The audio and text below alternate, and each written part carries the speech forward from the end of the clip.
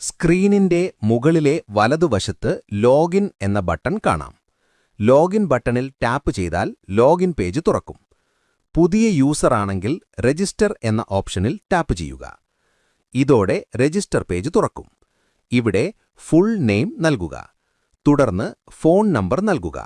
Send OTP ബട്ടണിൽ tap ചെയ്യുക. ഫോണിലേക്ക് ലഭിക്കുന്ന 6 അക്ക OTP നൽകുക. തുടർന്ന് ഏരിയ എന്ന ഡ്രോപ്പ് ഡൗൺ ഉപയോഗിച്ച് നിങ്ങളുടെ ഏരിയ തിരഞ്ഞെടുക്കുക. ഇപ്പോൾ പാസ്വേഡ് നൽകുക. പാസ്വേഡിൽ കുറഞ്ഞത് 8 അക്ഷരങ്ങൾ ഉണ്ടായിരിക്കണം. അതിൽ കുറഞ്ഞത് ഒരു നമ്പറും ഒരു ലെറ്ററും ഉണ്ടായിരിക്കണം. തുടർന്ന് കൺഫേം പാസ്വേഡ് നൽകുക.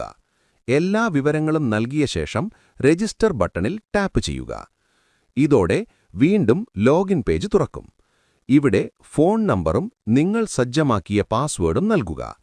തുടർന്ന് ലോഗിൻ ബട്ടണിൽ ടാപ്പ് ചെയ്യുക. ലോഗിൻ വിജയകരമായാൽ ഹോം സ്ക്രീൻ തുറക്കും. ഹോം സ്ക്രീനിന്റെ മുകളിലെ വലതുവശത്ത് ഷോപ്പുകളിൽ നിന്ന് ലഭിച്ച കൂപ്പണുകളുടെ എണ്ണം കാണാം.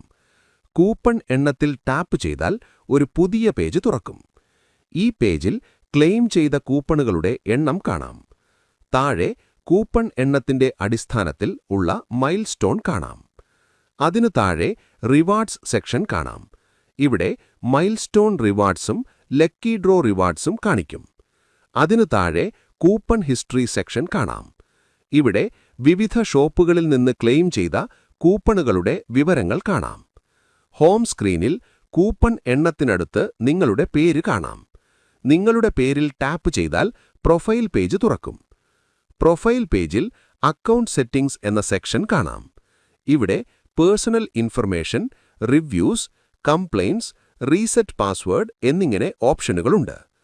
പേഴ്സണൽ ഇൻഫർമേഷൻ ഓപ്ഷനിൽ ടാപ്പ് ചെയ്താൽ വ്യക്തിഗത വിവരങ്ങൾ കാണാനും തിരുത്താനും കഴിയും.